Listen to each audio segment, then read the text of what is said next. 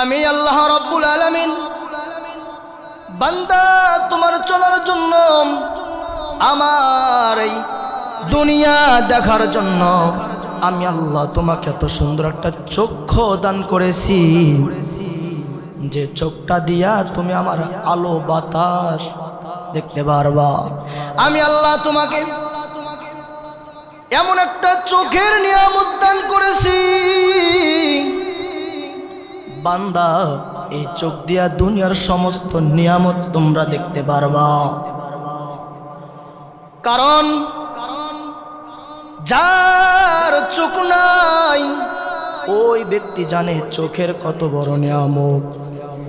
বান্দা যার চোখ নাই সে জানে চোখ কত বড় একটা দামি সম্পদ। আপনি স্টেশনের মধ্যে যান, গাড়িতে যান, ট্রেনে চড়েন, দেখবেন কত মানুষের চোখ নাই, পা নাই, সে জানে চোখের কত বড় নিয়ামত। কয় বান্দা এই চোখটা আমি আল্লাহ তোমাকে নিয়ামত স্বরূপ দান করেছি। যার দুইটা পা নাই সে জানে পায়ের কত বড় নিয়ামত। একটা পা যার নাই সে জানে পায়ের কত বড় নিয়ামত। বান্দারে আমি আল্লাহ সেই নিয়ামতের পাওখানা তোমাকে আমি দান করেছি। আমি আল্লাহ তোমাকে, আমি আল্লাহ এই দুনিয়ার সমস্ত কথা, দুনিয়ার সমস্ত আওয়াজ তোমার কানে শোনার জন্য আমি আল্লাহ কানটা তোমার জন্য নিয়ামত স্বরূপ বানিয়ে দিয়েছি। আল্লাহ তোমার জন্য কানটা এত নিয়ামত বানাইলাম। বান্দা যে কানে শুনতে পারে না, যার কানে কথা শ্রবণ করতে পারে না, বান্দা সে জানে কত বড় কানের নিয়ামত। আমি আল্লাহ কানটা তোমাকে দান, এই কান দিয়া তুমি দুনিয়ার সমস্ত কথা শুনতেছো, অথচ ভালোটাও তুমি শুনতেছো কিন্তু খারাপটাও শুনতেছো। বান্দা কিন্তু মানো না, আমি একটা হালাল কথা আমি শ্রবণ কান দিয়া করতে পারি, আমি ভালো কথা কান দিয়া শ্রবণ করতে পারি। আমি এই কানটা দিয়া দুনিয়ার সমস্ত জীবিকার নির্ভর মাধ্যমটা চালানোর জন্য সঠিক পথের কথাগুলো আমি শ্রবণ করতে পারি। অথচ কিন্তু আমি আল্লাহর দেওয়া নিয়ামতের কান তোমরা শ্রবণ করতেছো, অথচ বান্দা সব শোনার পর অথচ আমি আল্লাহর কদমে আইসা সেজদা কইরা বলতে পারো না আল্লাহ তোমার সব নিয়ামত। কারণ যার কান নাই ওর সামনে যায়া যদি তুমি সারাদিন ডাক দাও, ইশারা ব্যতীত সে কানে কথা শুনতে পারবে না। আল্লাহ কয় আমি আল্লাহ এত নিয়ামত এত নিয়ামত দান করছেন, নিলাম। কয় কেমন নিয়ামত, এই নিয়ামতের শুকর আদায় করবি। আল্লাহ বলেন লাইন শাকারতুম লাযিদান্নাকুম ওয়া লাইন কাফারতুম ইন্না আযাবি লাশাদীদ। বান্দা এত নিয়ামত দান করছি যে বান্দা আমার নিয়ামত পাওয়ার পরে আমি আল্লাহর শুকর আদায় করে না, আমি আল্লাহ বললাম তার নিয়ামত কে ছিনায় নেই। এরপর আল্লাহ তাআলা বলেন যে আবার আমার নিয়ামত পাওয়ার পর আমার নিয়ামত পাইয়া আবার শুকর আদায় করে না, আমি আল্লাহ ওই বান্দার উপরে আমি আল্লাহর গজব নাজিল করে দেই। বান্দা কেন নিয়ামতের শুকর আদায় করবে না?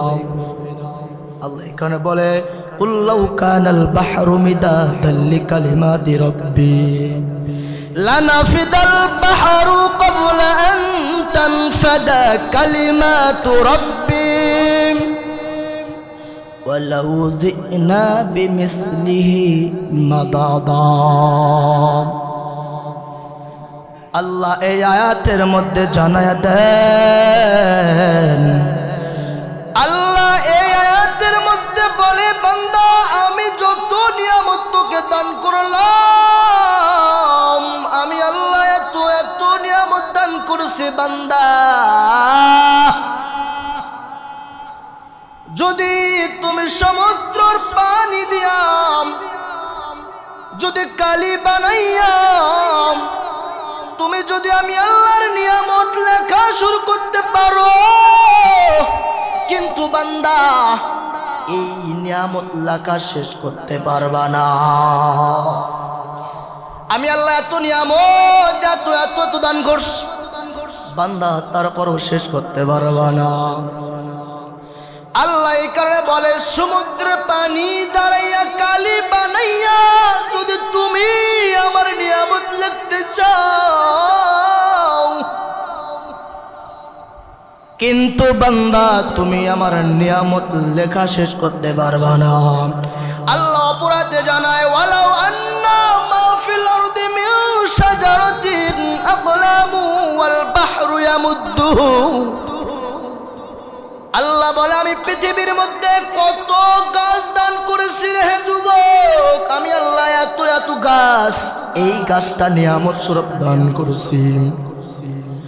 সমস্ত গাছের ডালপালা দিয়ে যদি কলম বানানো হয়, আর সমুদ্রের মতো যদি সাত সমুদ্র পানি যদি কালি বানানো হয়, কিন্তু এরপরও বান্দা আমি আল্লাহর নিয়ামত শেষ করতে পারবা না। এত এত এত নিয়ামত দান করছি, কিন্তু বান্দা তুমি নিয়ামত পালন করছো, নিয়ামত খাইতেছো, এই নিয়ামত খাওয়ার পরে আমি আল্লাহর হাতটা নিয়ামত, আমি আল্লাহর দেওয়া চেহারাটা নিয়ামত, কিন্তু আমি আল্লাহ এই কান দিয়া কথাগুলা শ্রবণ করাটাও আমার নিয়ামত। কিন্তু বান্দা যে পাটা দিয়া তুমি হাঁটতেছো আর যে হাতটা দিয়া তুমি ধরতেছো, কিন্তু ধরার মধ্যে আমি আল্লাহর নিয়ামত, কিন্তু ধরার সময় বাঁচবা কোনটা ধরলে তোমার ভালো আর কোনটা ধরলে খারাপ। কারণ আল্লাহ তো এটাও বলছে, কারণ যে পাটা দিয়া তুমি সামনে ধরার জন্য যাইবা, তুমি হাতটা দিয়া জিনিসটা শ্রবণ করবা, কিন্তু যদি এটা সঠিক পথে না হয়, আল্লাহ বলেন সূরাতুল ইয়াসিনের মধ্যে, আল-ইয়াওমা নাখতিমু আলা আফওয়াহিহিম ওয়া তুকাল্লিমুনা আইদিহিম ওয়া তাশহাদু আরজুলুহুম বিমা কানু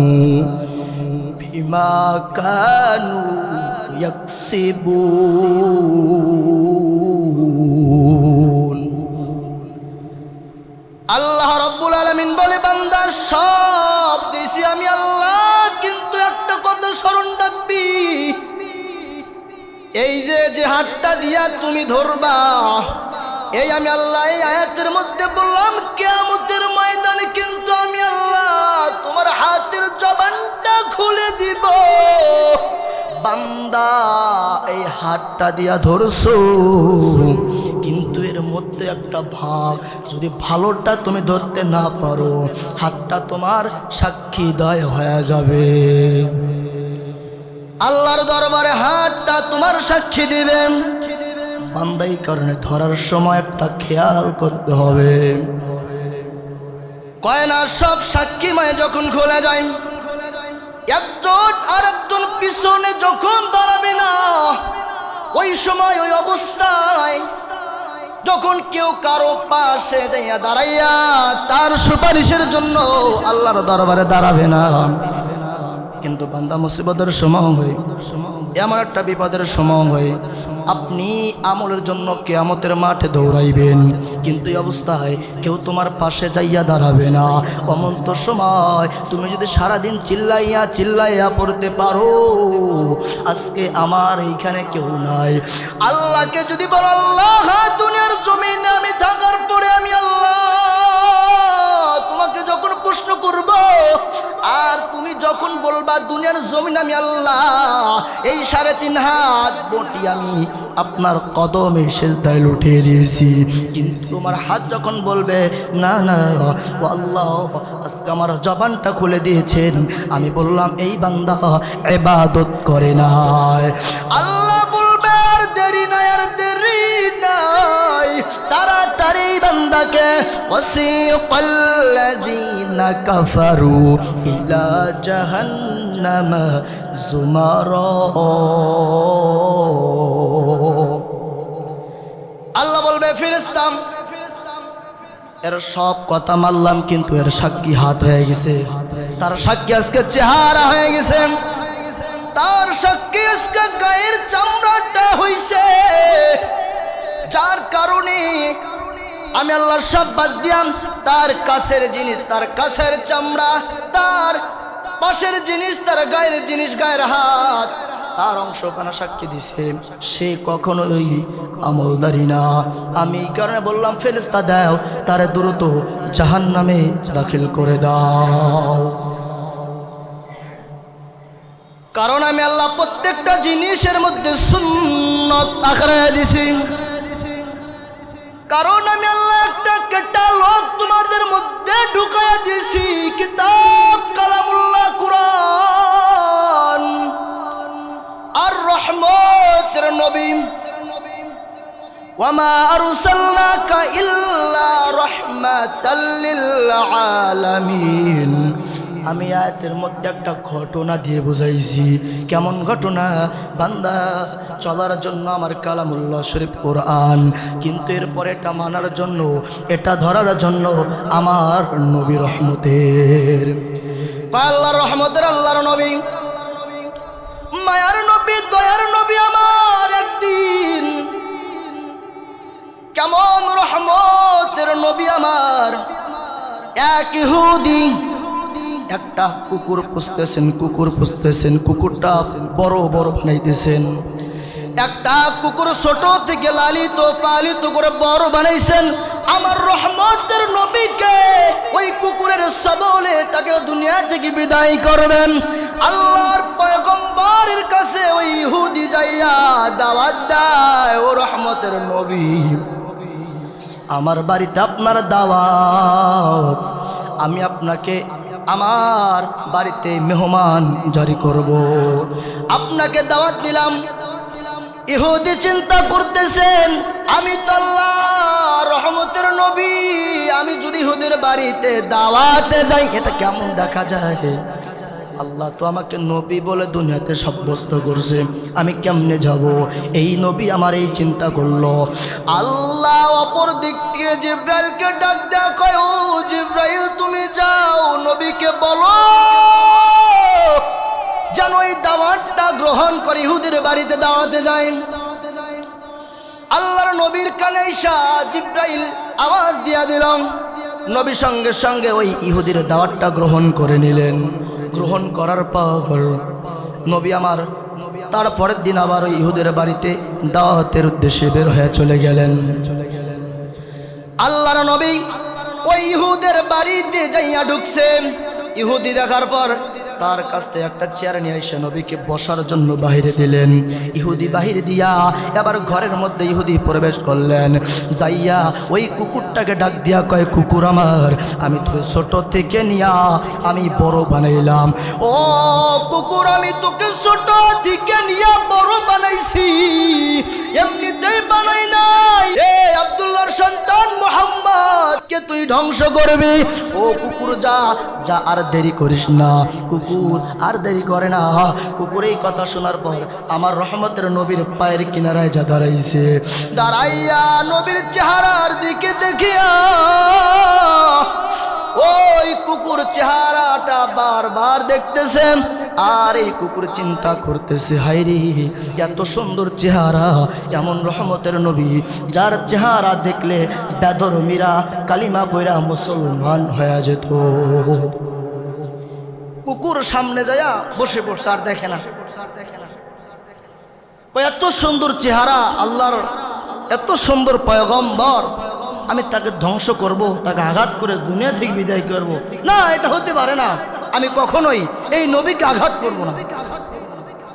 সে নবীর প্রেমে পাগল হয়ে গেছে। আবার ওই কুকুর নবীর চেহারার দিকে দেখার পর আবার যখন ওই ইহুদির ঘরে প্রবেশ করছে, ইহুদি ডাক দেখায়, কুকুর তুমি কেন নবীকে কামড়াইয়া না কামড়াইয়া তুমি আবার ঘরে প্রবেশ করছো?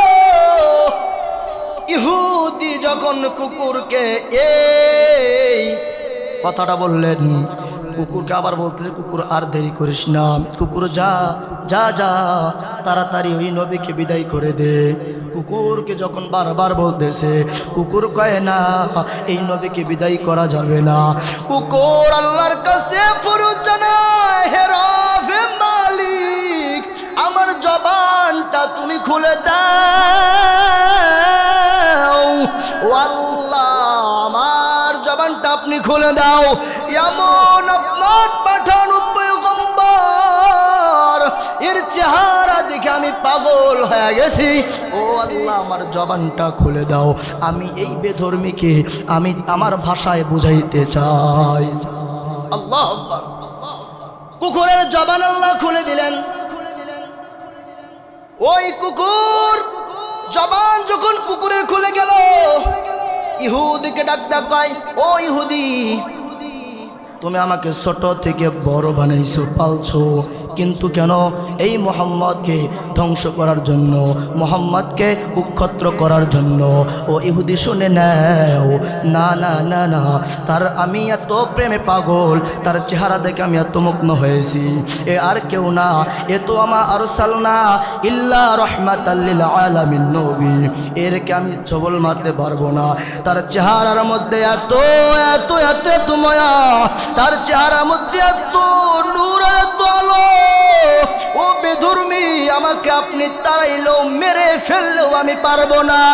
ইহুদি পাশে থাকা একটা লাঠি নিয়া ওই কুকুরের পাছার মধ্যে মারতেছেন, আর কয়, কুকুর দ্রুত যার, দেরি করিও না, তাড়াতাড়ি যাইয়া ওই আব্দুল্লাহর সন্তান মোহাম্মদকে দুনিয়া থেকে বিদায় কইরা দাও। কুকুর কয়, না না, আপনি আমার বারবার মারলেও আমি কখনোই ওই মোহাম্মদে গায়ে হাত তুলতে পারবো না, আমি তাকে সবলাইতে পারবো না। কুকুর যখন এই কথা তার জবানে তার ভাষায় যখন ইহুদিকে বুঝাইয়া দিয়েছে,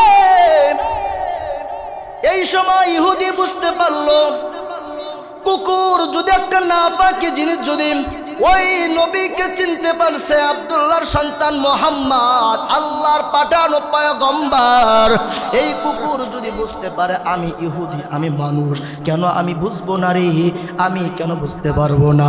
এই ইহুদি আর দেরি না কইরা ঘর থেকে বাড়াইয়া ওই নবীর কদমে যাইয়া পড়িয়া ডাক ডাক কয়, রহমতের নবী গো, আর দেরি নাই, আর দেরি নাই, আমার হাতটা ধরিয়া, আমার হাতটা ধরিয়া তাড়াতাড়ি আমার কালিমাটা পড়াইয়া মুসলমান বানায়া দাও। আল্লাহ কয়, ওয়ালাউ আন্না মা ফিল আরদি মিন শাজারাতিন আকলামু ওয়াল বাহরু ইয়ামুদ্দুহু। এই ঘটনার মধ্যে আমি এটাই বুঝাইছি, ইহুদি একটা কুকুর যদি আমার নবীকে চিনা অনুসরণ করিয়া ইহুদিকে মুসলমান বানাইতে পারে, তুমি কেমন আমার বান্দা, আমার কেমন আমার আদরের বান্দা। আমি আল্লাহ তোমাকে এত মায়া করি, এত ভালোবাসি, আমি আল্লাহ এত কিছু তোমাকে দান করছি, প্রত্যেকটা অঙ্গ দান করছি, কেন এমনিতে না? যদি সমস্ত কিছু বুঝতে পারে, তুমি কেন বুঝো না? বুঝার চিন্তা করতে পারো না? বুঝো, সব দেওয়ার পরে বুঝো, কিন্তু বুঝো, ধরে ধরে বুঝো।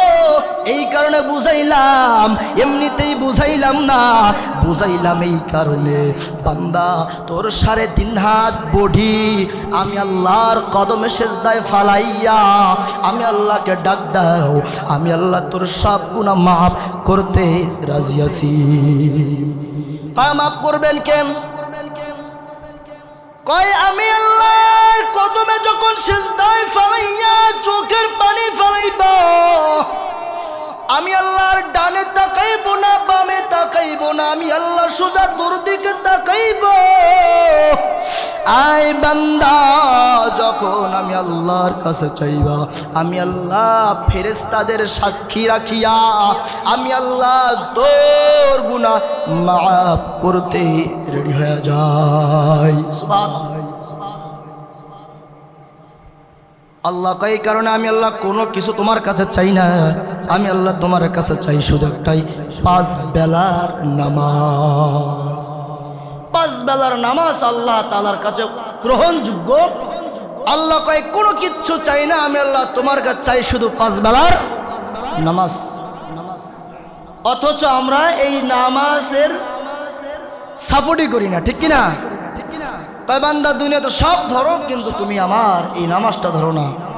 আমার পাঠানো কোরআন, এই কোরআনটা একবার ধরতে পারো না। তো বান্দার সময় হইলে সব বুঝে যাবো। এই কারণে সব সময় এইখানে আল্লাহ বলছেন কবর আসবা, কিন্তু ইয়া আইয়ুহাল্লাযিনা আমানুত্তাকুল্লাহা হাক্কা তুকাতিহি ওয়া লা তামুতুন্না ইল্লা ওয়া আনতুম মুসলিমুন, এইটা নিয়ে